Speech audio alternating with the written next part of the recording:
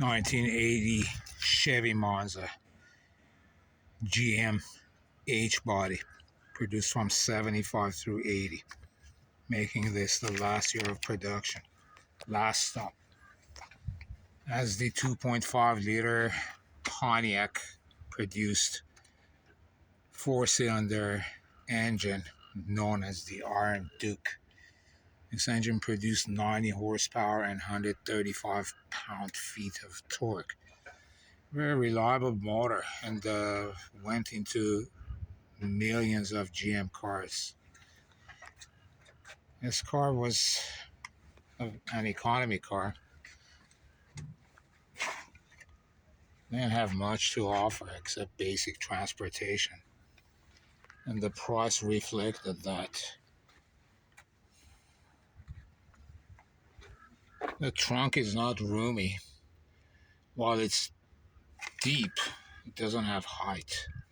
As you can see, this inflatable spare tire takes up a lot of room already. So the height is basically the height of this inflatable tire. This one was in this shade of blue, which is pristine. Always is the underside of a trunk lid.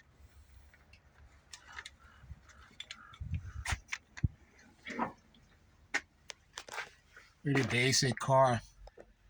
Just a speedometer and a fuel gauge. The rest are idiot lights, like the battery voltage and coolant temperature. Pretty dangerous to have idiot lights, because by the time they fail, they usually cause problems already. This car has no air conditioner, just a heater. An aftermarket radio was installed. This is a very old cassette player from back in the day, probably 82, 83. Has a 5-speed, which is cool. Everything is manual. A very base model car. Tiny legroom in the back seat. The Monza emblem is gone. Here's another look at the Iron Duke engine.